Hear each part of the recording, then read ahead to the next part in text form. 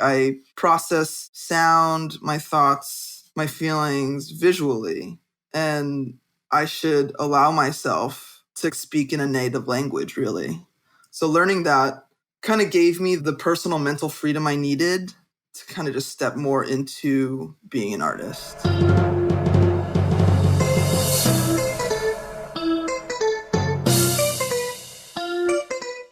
How do you make art for the temple? How do you make art for the temple in the middle of a city that is already defined by magic and by beauty? My name is Gibrán Rivera. I'm a facilitator, and this is my podcast. Here, I'm inviting you into a conversation with remarkable leaders who are defining their lives to the evolution of consciousness and culture. With this episode, I am inviting you to meet Jawo. Jawo is a Bay Area based artist who I have had the privilege to work with for many years.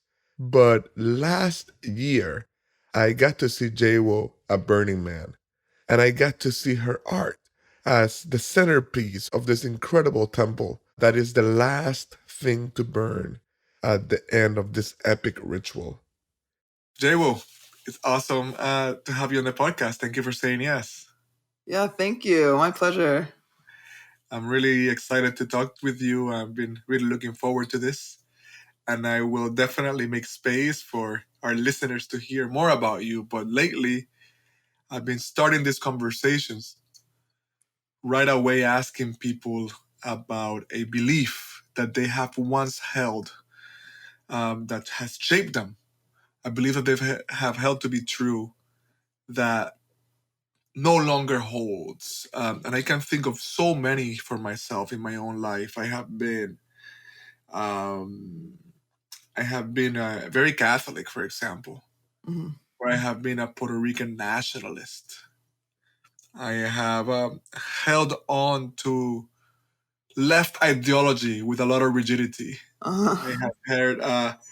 I have had all sorts of ideas about parenting before I was a parent, and all it takes is being a parent for your ideas of parenting to be challenged. So Right. I like to start here because I feel like we live in a time where people seem to be getting more and more rigid about their beliefs. And it's so important to remember that we grow and evolve by changing our minds. And I love to ask this question of the people I interview so that our listeners can get a sense of how awesome people change their minds. So I'm just curious what's there for you. Yeah, this is a great question. Kind of thinking back to a lot of different points in my life. There was definitely a pretty large a number of years. I used to think like emotions and feelings were kind of a weakness. They were a flaw of humans that, me being somebody that in terms of, education, being in, growing up here in the US, definitely in a very kind of science engineering family and culture as well. And from personal experiences where I was definitely hurt by others when I gave them my feelings and emotions and when I opened up to them.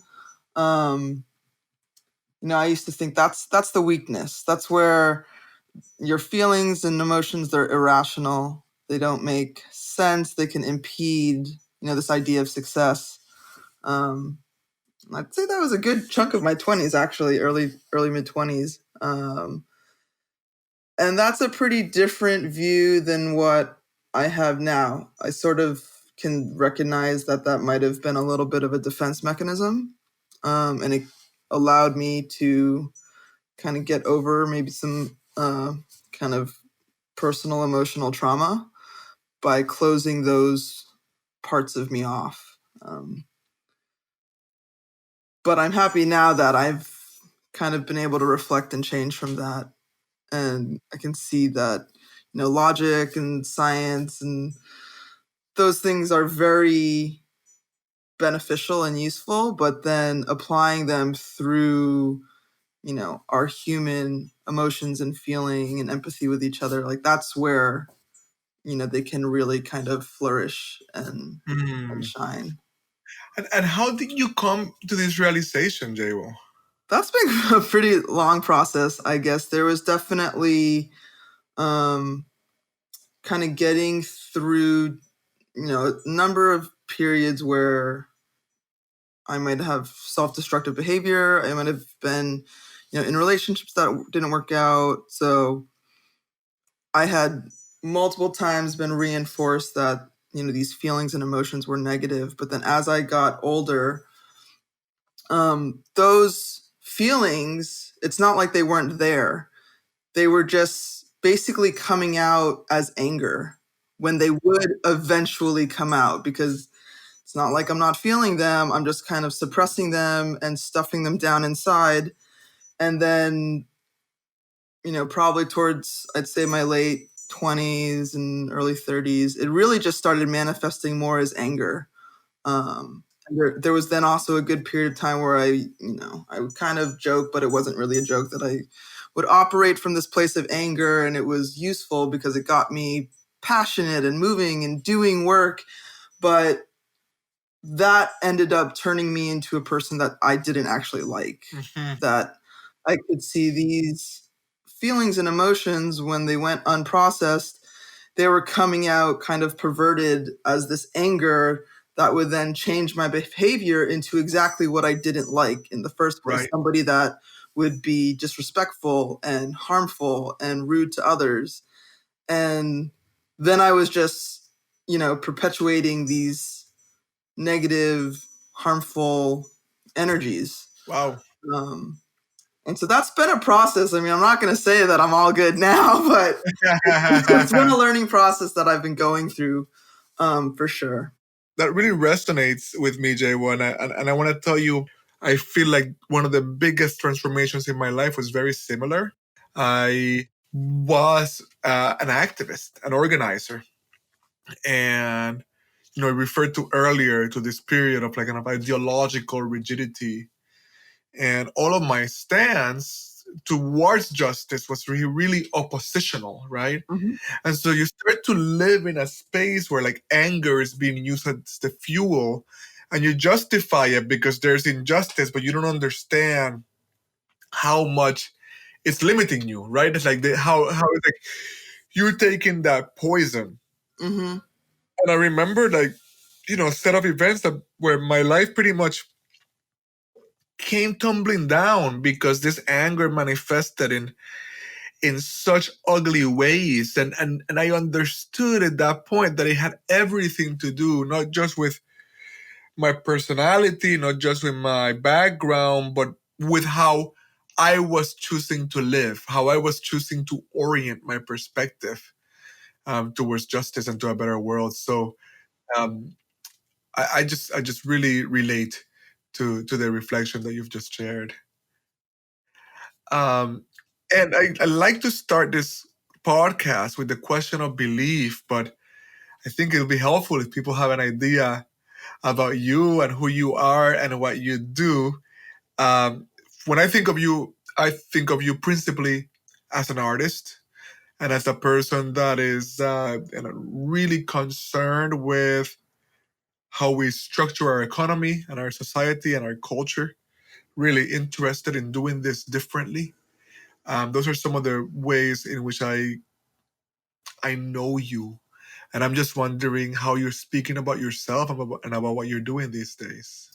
Yeah, you definitely hit that pretty accurately. Yeah, I'm a visual artist, I guess a general kind of creative person, um, and here in Oakland, California. And yeah, a lot of my concerns, I am deeply concerned with kind of just the systems that have been building this world, these interpersonal systems, as well as these like kind of institutional structures, and especially with the economy, considering that currently the way that the world works is so money focused, right? Everything kind of comes back to the money, and whether or not things should be done relates back to whose money will be impacted, who will make money, and the systems of how we've, monetized humans and just humanity. And that goes like literally humans are monetized as work and labor, but then also the human elements of what we reward and what we don't reward, kind of similar to, these emotive parts of us are not financially rewarded in the world, and they're almost demonized, right? That they're not beneficial to success and kind of industrial progress. But the lack of them is highly rewarded. And that has developed into, the literal death of humans and life on the planet and the planet. So it's kind of this really perverted way that the systems have ended up rewarding that which harms us, um, versus that which nourishes life. Right. Yeah. Right. Yeah. Yeah. And I feel, just in terms of the art for me, stepping into that more is that, I don't necessarily feel I've found any more of an effective way for myself to express my thoughts about these sorts of systems, or to impact, express myself and communicate with others about kind of all of this and just my thoughts and feelings and processing of what's going on. For me, it's most effective through visual art. Yeah. And I'm glad you brought up to that, because we've known each other for a couple of years. I've always felt a good, beautiful connection with you, and I've been really quite impressed by your art and the work that I've seen that you do. And what finally tipped me over into saying, "Oh my God, like I got to bring you on the podcast. I need people to hear about you and what you're doing and how you're thinking about it." Mm-hmm. Is this magnificent piece that you did for, of all places, the temple at Burning Man. So we were both at Burning Man this year. Mm-hmm. The temple is, just for the listeners that don't know, is, you know, maybe aside from the man or along with the man, the most important art structure in that miraculous place.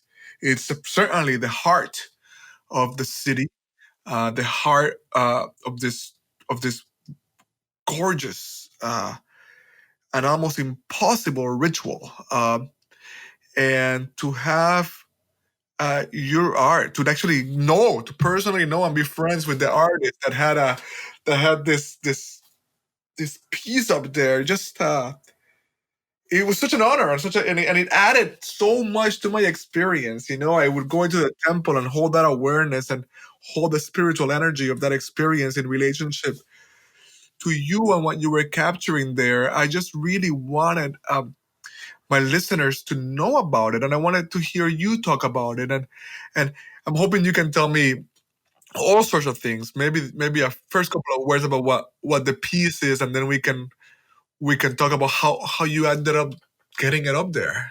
Sure. Yeah. Yeah, the piece that I did for the temple there, the temple was designed by my friend Jordy, and he brought me in as a collaborating artist. And, particularly with the temple, that was really special to me is that it is, I consider, the heart of the city. And it's also one of the places in the city that is kind of dedicated to a little bit more, deep, serious, a full range of human emotions. So there's the grief and the loss, those feelings that people bring in there, as well as a lot of joy, and there's weddings and there's unions and there's a lot of love. So it is this full spectrum of human emotions that this place is dedicated for, which is unlike other projects. and there's a certain amount of respect given in that place to the people, to what people are bringing into that space. And so for that, I wanted to bring in a piece of art that could kind of touch on the universality of human experience, and do that in a way that was not forcing upon folks, viewers, imagery that could be misinterpreted or have pre-established meaning. So things that were more I did not want to put things that were more representational, like if they were bodies or words, because depending on who's there, there's such a range of people that are going to be entering the space, and everybody has these different associations. So I wanted to bring it down to a pretty fundamental building blocks of a piece. So the piece was called The Premise, and it was using really just color, texture, geometric form, shape. And, I brought in kind of these representations of these base elements of life and existence. So there were the four seasons, which was winter, spring, autumn, summer. And then there were the elements, which is, water, air, fire, earth. And those were represented through kind of color schemes and textural patterns.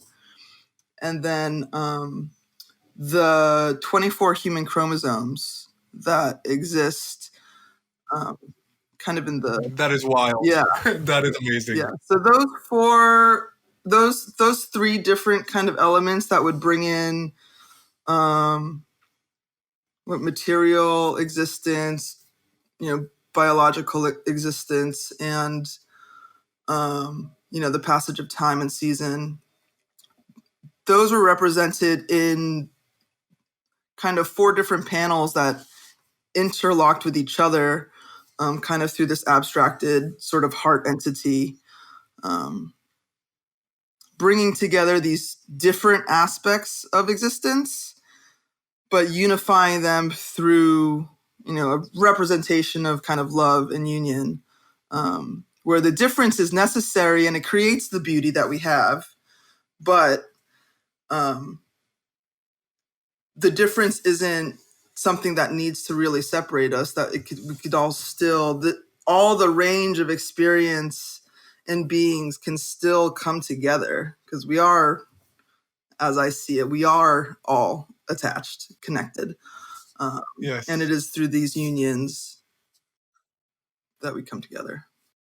That is absolutely beautiful and poetic, really. And it actually makes me think. I've been contemplating, through some learning I've been doing, I've been contemplating the idea of the mythopoetic, the idea that somehow for us to begin to contend with the real existential challenges that we're facing as a species, we gotta kind of dive all the way down beyond even reason into this mythopoetic space, right? Where we are dealing with meaning and archetype and language that is not necessarily direct, right? That is kind of aesthetic, that comes and sneaks up on you by evoking parts of you that is kind of in a liminal space between the reason and lack of reason. And that's part of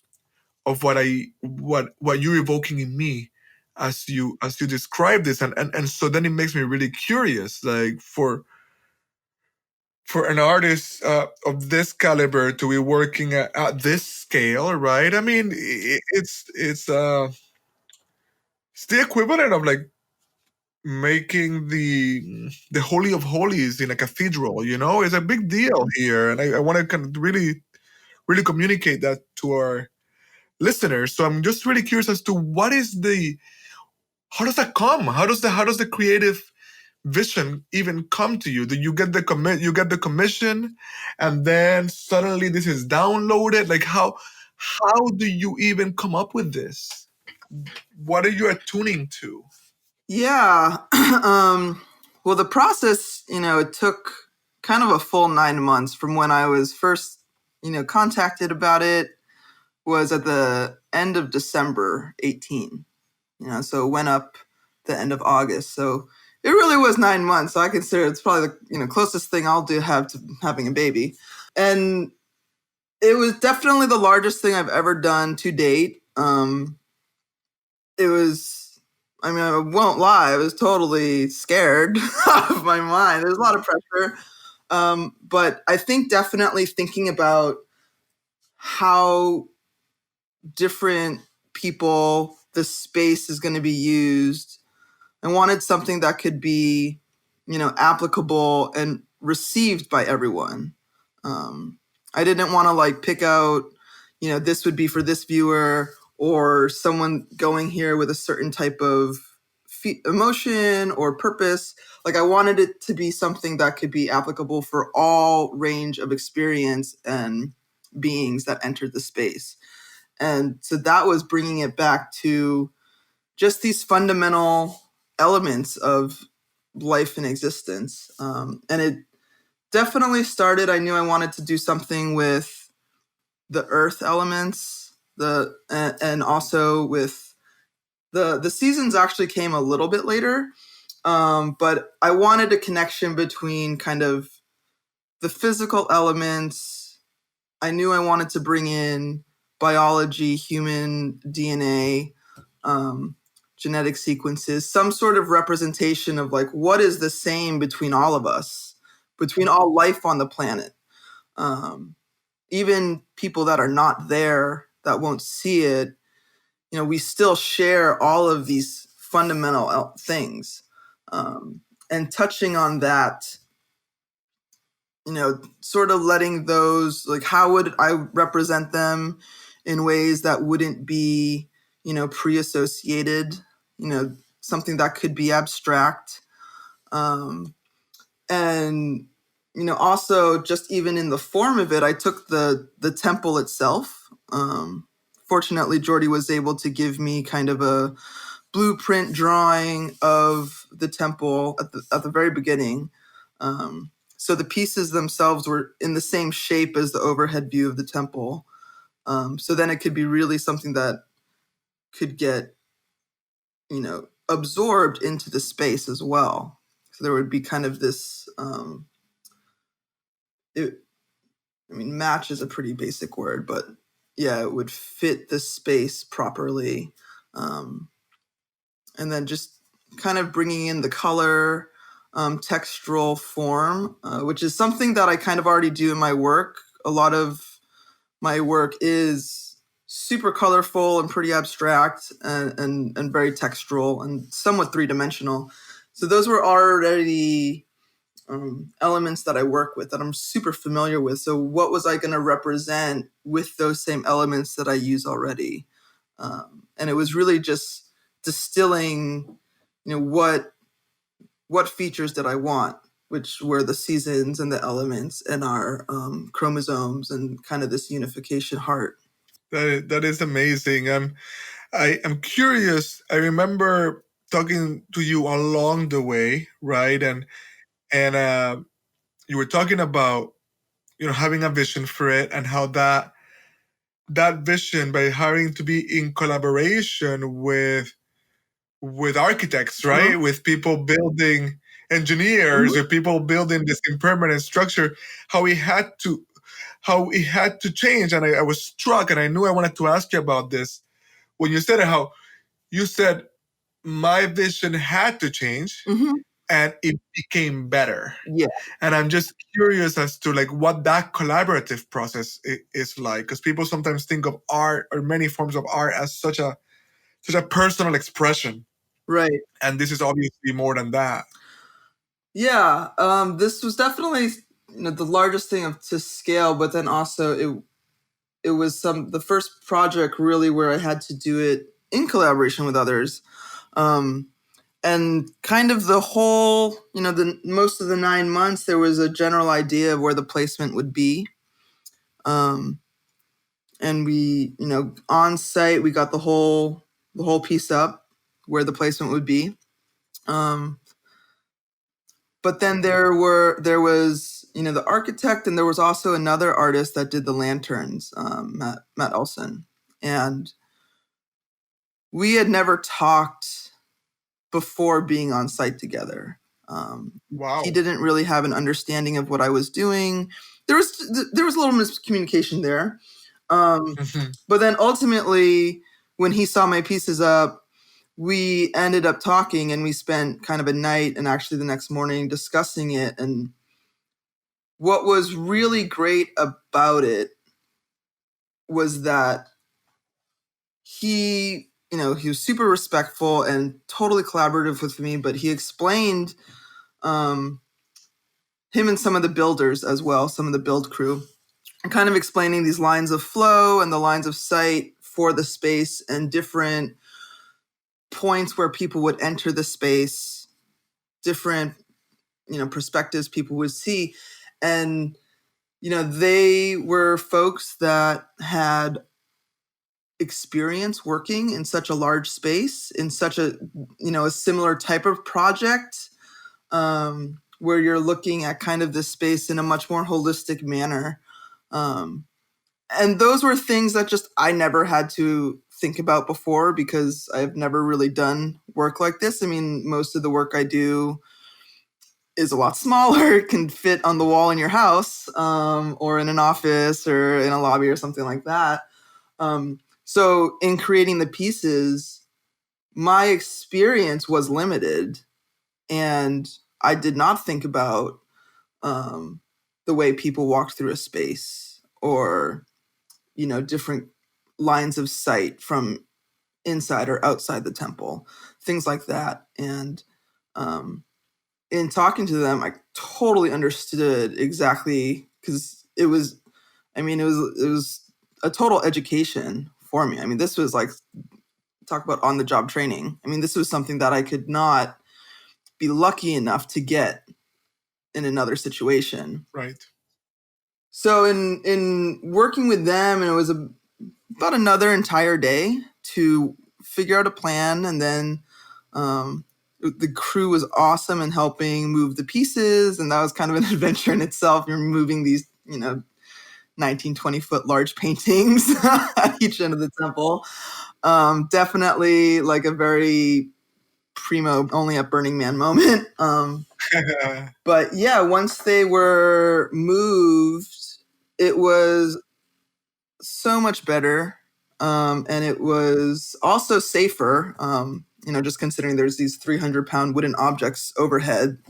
So the final placement was just safer. It was just better, like, placed into the structure itself. The lines of sights were preserved. And that was only possible because there was expertise far beyond my own. Right. That we were able to come together and work through, like, taking everyone's vision, finding the best way to come together. That also included, how to do a proper install, and how to incorporate the different elements from, the architect's vision, the lantern artist's vision, my vision, incorporating, how the build crew would see a proper installation. Yeah, I mean, that was definitely an example of, greater together. I had a vision that I thought was totally good, and it looked good. It did look good in the first place it was put, but it was even better when you add the expertise of all these other brilliant people. Yeah, I love it. I love it. And I think there's just so much to learn there. There's so much to learn there. About co-creating things, about bringing our best and allowing people to bring their best. That's why I wanted to talk about it. I want to get a little bit more into your personal story, but I don't want to move from this particular art piece without naming, for people that might not know about Burning Man, that this incredible big art piece, perhaps maybe your biggest commission to date, was burnt in the fire at the temple. And that is huge, and that is a spiritual a moment of like spiritual potency in and of itself, to intentionally burn what might be one of your more significant creations. I would love for our listeners to hear about that. What is that like for you? Yeah, burning the pieces was also a decision that was not the original decision. There was this initial plan that they would be taken down. But then once the pieces were up and they were just so specific to the context of that place and time, it would almost feel it felt like it would be kind of wrong to take them down. And then if they were ever anywhere else, they would forever be out of place. Right. In addition, the logistics of taking them down and shipping them back were an entirely, that was a whole nother thing that would be a lot. But yeah, I did think I was gonna feel a little bit more grief and loss around it, but part of the whole cycle, I mean, especially at Burning Man, I mean, the whole thing about burning things, is that was part of the cycle, that you have this creative process, the entire time to get the piece up there. I mean, you're going through the full range of human emotion in that, well, in the 9 months for me, right? And it was almost incomplete until it burned. Like the burning was part of it. And thinking in what can come out of that sort of, now that there's nothing there. I mean, if the temple from 2018 did not burn and everything inside it, then the temple this year would not be. Right. Right. And so now it's kind of creating, in the destruction, there can be a new creation. Right.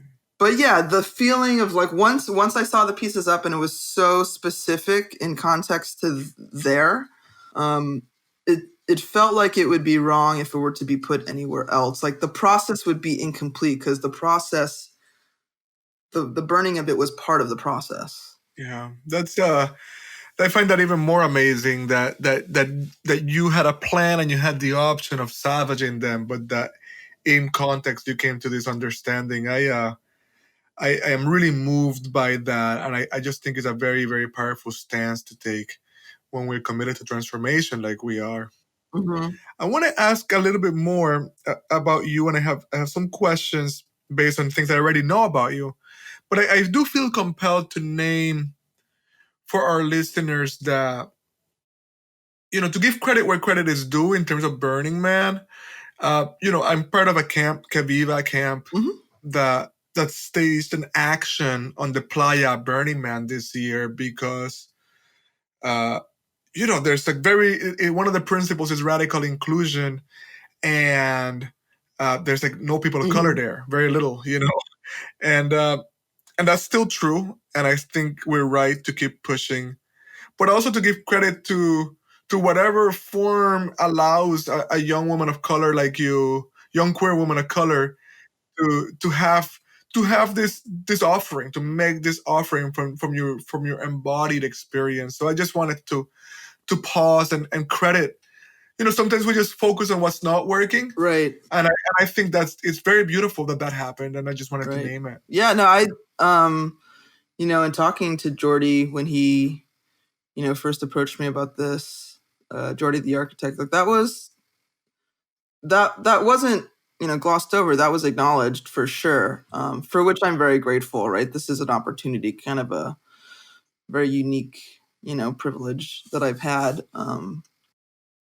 But yeah, that's definitely something that I've thought about through the entire process, and to be able to be that was pretty amazing for sure.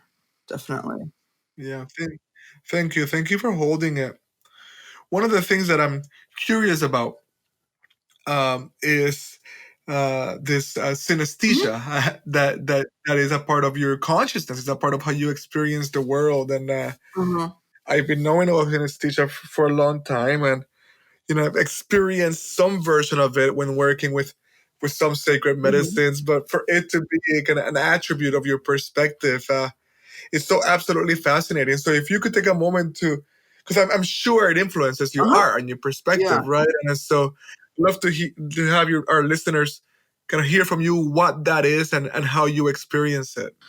Yeah, so synesthesia, there's a few different ways that it is experienced, but it's essentially kind of like a crossing between your sensory reception and experience. So for me, audio, visual, or audio kind of sound sensory input is experienced visually. Color, texture, shape, form, those are the sorts of kind of visual experiences that I get when I hear things. So I listen to music or certain sounds, tones, those have different colors. Those can literally just create images for me. And this was something that I didn't actually know it was a thing until like my late 20s. I've been painting and doing art just since a kid, probably started a little bit more seriously in high school, and I would straight up just paint to certain songs. I would put them on repeat, and I was essentially just painting the song that I heard. But Wow. I didn't really know that there was a word for that or that it was different from other people. I mean, there's times that I remember being younger and just asking friends of, what color something they wanted to listen to, or, oh, I want to hear something that's really yellow right now. And they would just kind of look at me like, what are you talking about? And I didn't realize that was weird. But then when I learned that it was actually something, it was a conditioned thing that's been studied and known about,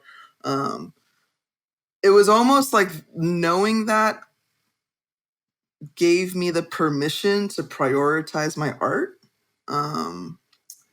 Because the art thing, while always an interest and a hobby, was sort of something that was on the side.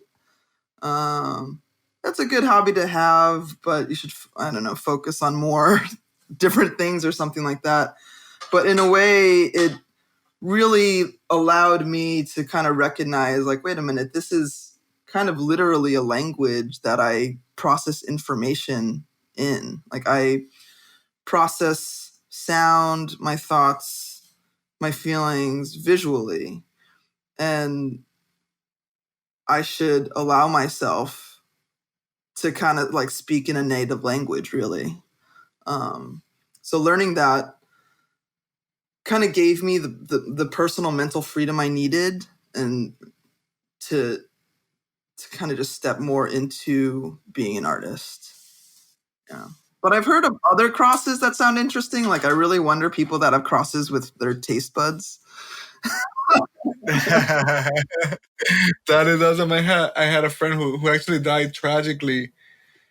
Rest in power, dear Jake Brewer.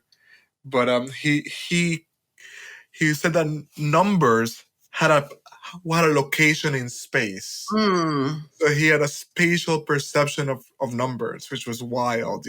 that's cool. Which has made him really good at numbers, actually. Yeah. Um, so so I remember being with you in this retreat that we were both a part of. It was happening in Albuquerque. It was in New Mexico, but we were in Albuquerque at the time.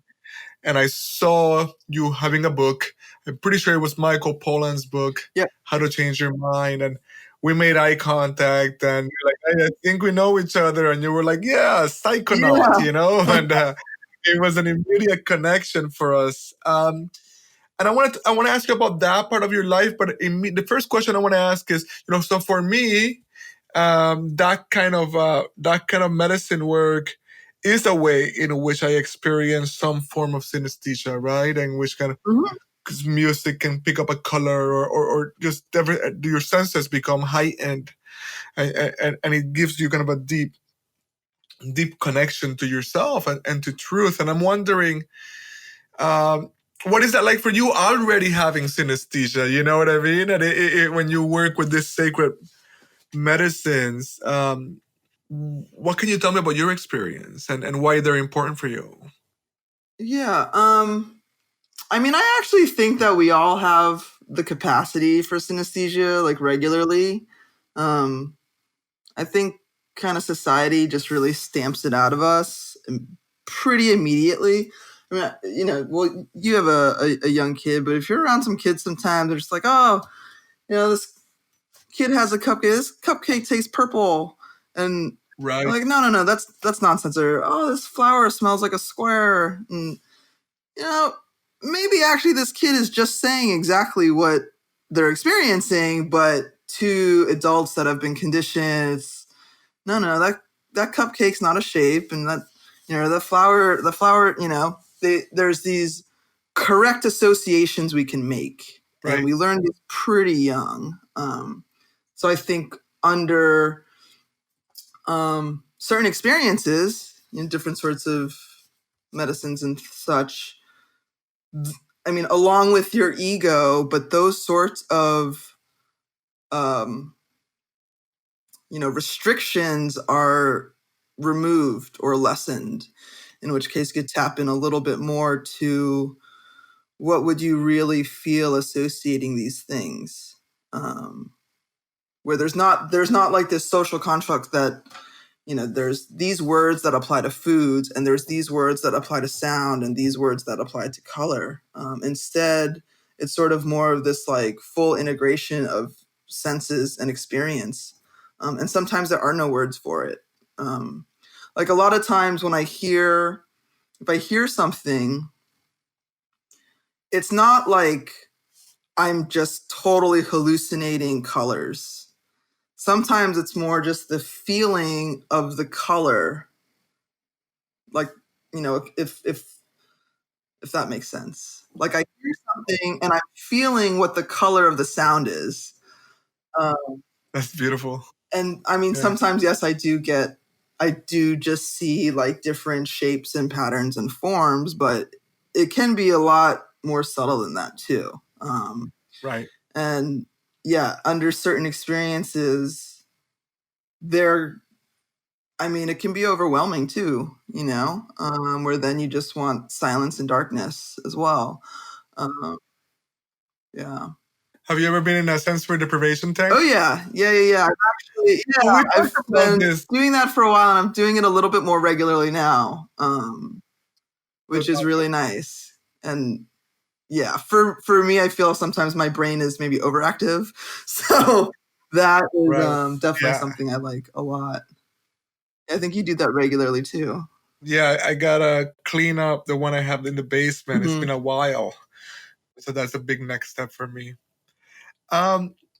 So staying on the topic of the sacred medicines, but talking a little bit about other parts of our life. So I have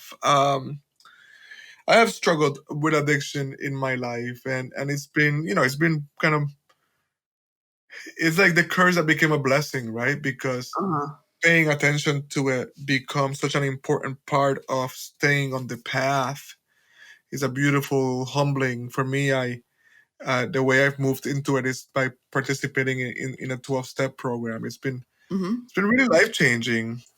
And I bring it up because I was at the Temple of Burning Man with a dear friend that also knows you and knows some of your story. And, we were having one of those Burning Man moments of grace and awe. And as we contemplated your art, we were saying prayers for you and kind of feeling your energy. And what our friend said was, she said, I feel like this kind of beauty can sometimes only come out of that kind of experience that Jay has had, that experience of knowing what it's like to be bound in that way. And I'm wondering, first of all, if that's true for you, and if you can tell us about the connection between addiction and sacred medicine, because for me it has been super, super important in my own healing. I definitely think there's different things, right? And yeah, I think, I've had issues with addiction previously. I think also with kind of, emotional trauma and abuse as well. Kind of all those things that constrict you and kind of tie you down, and that don't allow you to exist as you are or grow as you are. Now being able to not have those restrictions, there's sort of kind of this extra emphasis of personal freedom that I experience. But it does kind of keep me reminded of not being in control of my own behavior or what I think I'm capable of, or literally putting things stopping me from acting as I want to do. And so there's almost like now I just fully want to express who I am, because those restrictions have been removed. And then using different sorts of medicines that allows kind of this extra exploration of myself or consciousness, and it's done in a way that there's not any sort of physical dependency that's chaining me to this thing that I need. It's very conscious, deliberate choices and experiences that I'm undertaking, versus almost just a reactionary survival instinct of needing, consuming, Right. Which are two very different approaches to something, which yield very different results as well. Completely. Yeah, no, I think it's really hard in a culture and even like a legal system that makes no distinctions between one substance and another, right? Like there are substances that bind you, that enslave you, that make you a compulsive user, and there are substances that do the direct Right. opposite. And we literally have a legal system that puts them all in the same box, and it's an outrage. I mean, it's really indicative of a society that has lost its way, right? A society that wants to control the consciousness of people and the development of people. Especially considering the research around, certain treatments that actually, yes, like literally there is research that shows how beneficial to people with addiction and PTSD and depression. Some medicines are, very promising and have shown really, really beneficial results. And that is being ignored and withheld from the public. It's kind of a disservice. Right. I agree. I want to ask you a question in a slightly different direction, but for sake of our listeners, so that we haven't been, it doesn't sound too cryptic here. So I'll give you at least one example from my own life. I have worked with a medicine called ibogaine. It's a medicine from Africa, and it's known as the best cure against addiction known to man. It really creates an entirely different set of conditions in your psyche and your body, and can help people that are addicted to much more serious substances. I mean, my addictions are addictions to alcohol and to pop, but these people are using this to get through meth and to get through heroin, right? And so literally this drug scourge that is destroying our country, we have medicine that is ancestral that will help us get better, and we won't turn towards that. It feels really, really wrong. But Jay, I wanted to ask you, when you speak of your art, when you speak of your freedom, when you speak of both trauma and addiction as things that you have worked through, I feel like I am before somebody that is really done good healing work, good good liberatory work, right? That you are, and of course, all of us have plenty Mhm. of work to do, but there's a way in which you walk in the world like somebody that has a very real taste of what freedom is, uh, and so I want to acknowledge that, and I'm kind of working my way towards the question here, because part of what I'm doing with the podcast is being more intentional about interviewing Mhm. across generations, right? I'm a Gen Xer. I place you in the millennial Yep. cohort, right? And I notice, of course, as generations all do, some of the differences, right? The generational differences, the things that are the points of clash and the points of Uh-huh. excitement across generations. Oh my God, I can't believe they're doing it. That's amazing. Or, oh my God, what the heck are they doing? Um, and so one of the things that I often kind of grapple with is what I sometimes perceive as a sensitivity that can really approach fragility, and even a tendency to center trauma or center victimhood in a way that can be less than helpful, because it makes it kind of such a central part of the Mhm. identity, right? As opposed to something you want to Mhm. work through. And I'm just curious as to, as part of your generational cohort, how do you relate to that, as somebody that has so evidently worked through Mhm. so much of that? Um, yeah, I mean, I definitely understand what you're saying.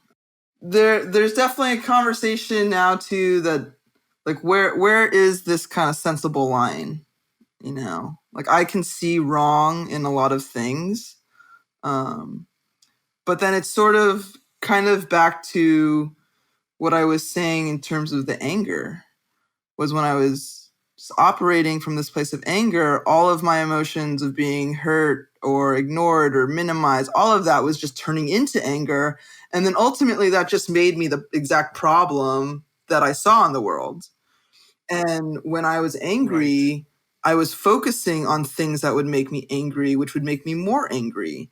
Um, and not to say that things should just be passed over and ignored. Right, anger is good. It is a valid human emotion.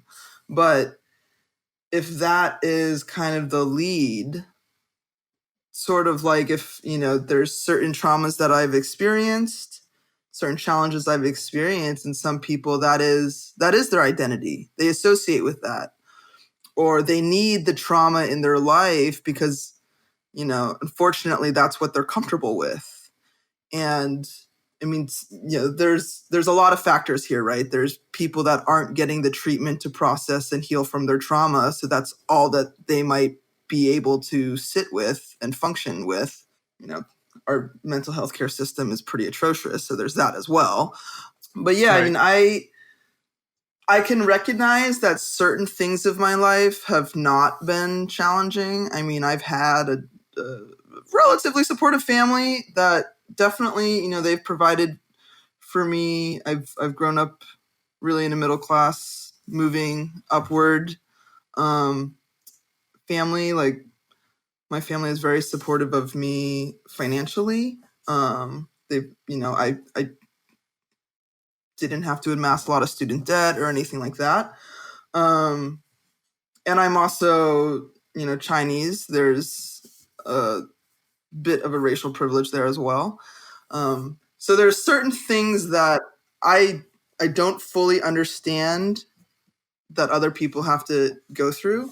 Um, but in terms of things that I've experienced myself, like, domestic violence and substance abuse and addiction, um, allowing that to become your identity, for me, being the focus of it, just continues that trauma because it's still restricting you. It's still keeping you in a place of pain and anger.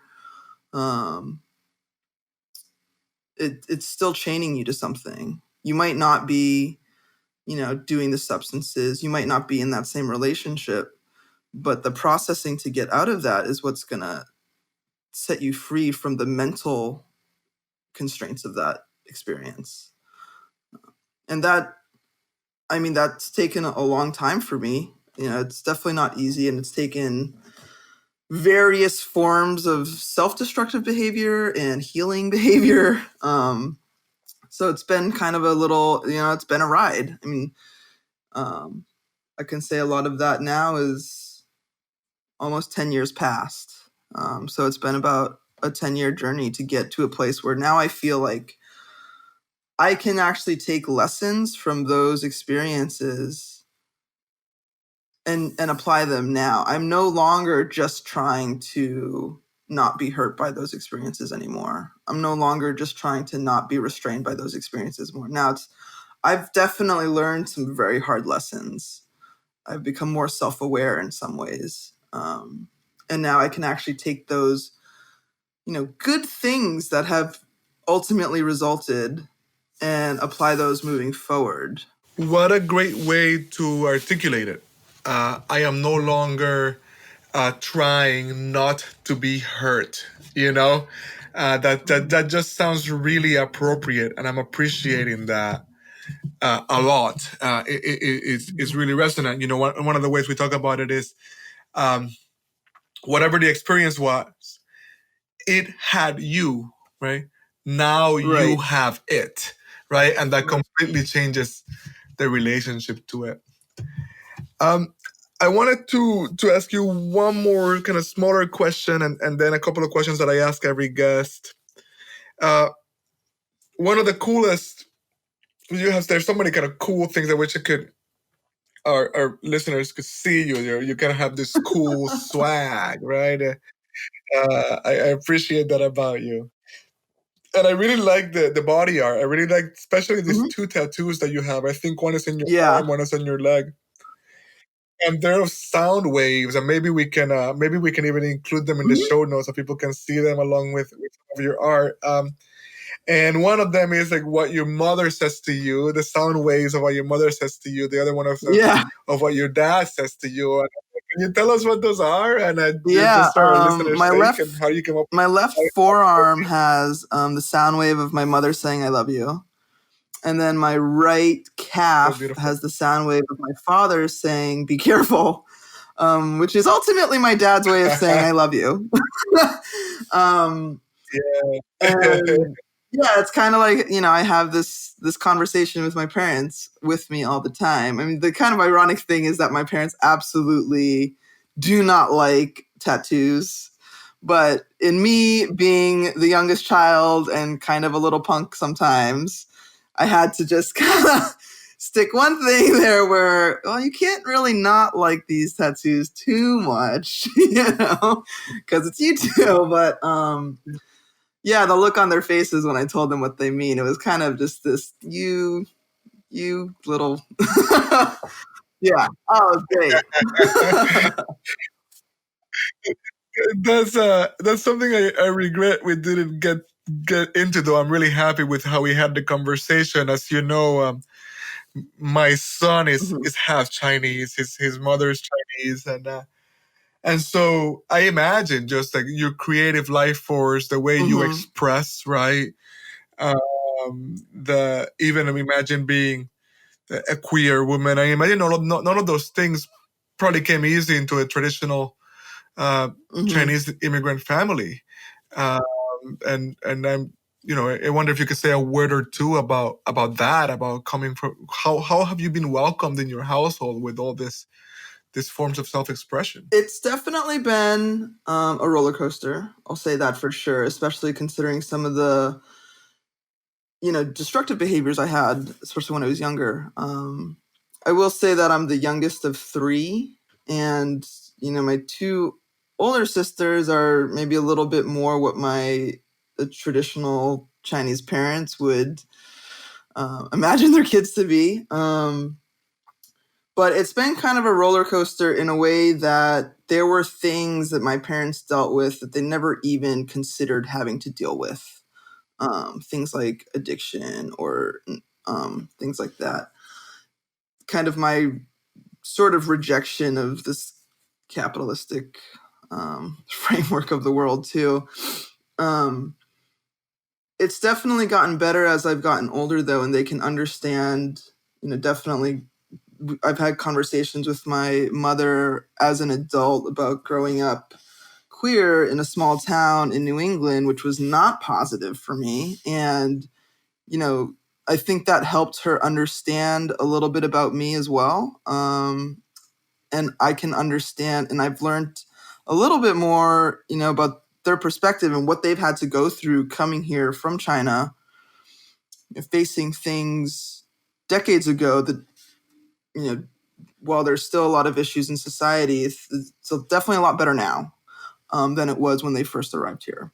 As I've gotten older, my parents, they've seen a lot more that, although different maybe in the way that I live my life, they can tell that, now I'm not, destitute. I'm not totally failing in society, but they can also see that I'm very happy.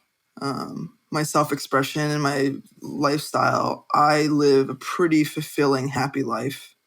And that I act from a good place, right? I'm not trying to harm others, and I'm not trying to, destroy the planet. Like I'm trying to act in an ethical, moral, you know, in way that with behaviors towards other people that I try to act with care and intention.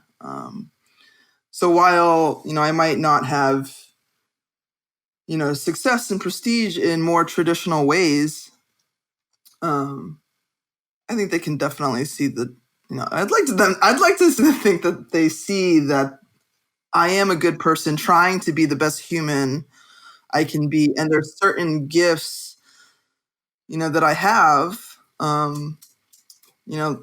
creatively and artistically. Like, I consider that these are gifts that I have that I should pursue.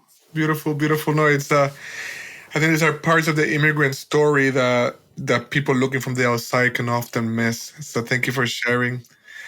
I'm moving towards a close here, but there's a couple of questions I ask my guests, and one of them is a commitment that I have made to myself as a man, that is part of the patriarchy, a man that's trying to become better, to help other men become better, a man living in a post Me Too world, and so the question I ask of powerful women such as yourself, when I have the opportunity to be in these deep conversations, is, what advice do you have for men? What do you think men should do if they men who want to be better, men who want to show up better, and now that the ugliness of our patriarchy is so evidently exposed? I think listening is probably one of the best things that really anyone, but definitely men can do. There is kind of this established just norm. Men can speak a lot,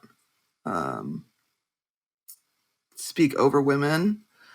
And then there's almost this other accepted norm. There's this other accepted norm that when women speak, and it can kind of be on anything, even when we speak about ourselves, that is, it's okay to be questioned.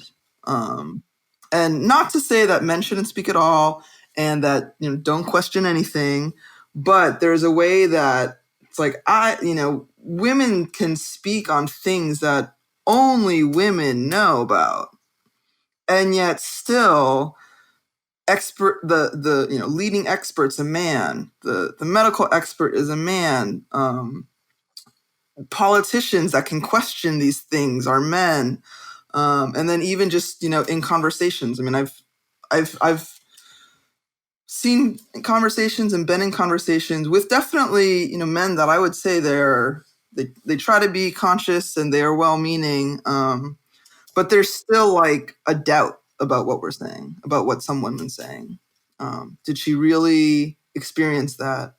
Or does she really know what he meant? Or, is that, and there's even like data about it. I mean, like male doctors, women don't get heard, treated for pain the way that men do and things like that. Like it really just comes down to like letting women speak and actually listening to them, and not listening to them so that you can critique or challenge or voice your opposition or other opinion, but really just hearing what they're saying.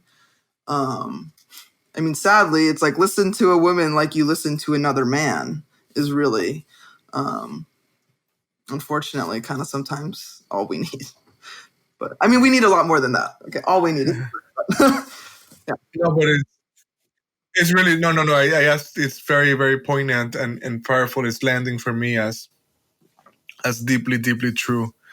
And thank you for that generosity. It makes perfect sense to me. The last one then is I like to invite my guests to do a little time traveling, and so basically the invitation is for you to take a leap forward, to 20 years from now. That's how we used to measure a generation. And if you can imagine, and you don't have to tell us what it is, right? But you can imagine what your life is like, right? Like your goals many of your goals are accomplished, both your internal growth, personal growth goals, as well as your goals in the world, like things that you're working on have been manifested. And of course there has been loss, and of course there's things that you're still working on. But overall it's like a net positive leap into the future, right? And so the invitation is give you a second there to consider what that looks like. Because basically this time travel is to go into the future and garner some wisdom, right? And see if that person can come back to us here for a couple of minutes from the future and tell us, what advice do you have for yourself, and what advice do you have for us, with that perspective? What would you say to us? What would you say to yourself? I think the 20 years forward is 2039. Really being present,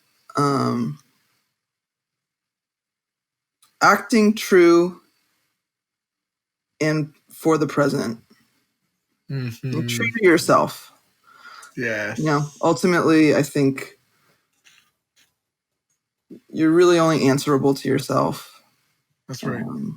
And we'd have no idea when it ends for us.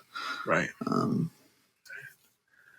There's the unknown and impermanence of things. So just, yeah. Timeless wisdom.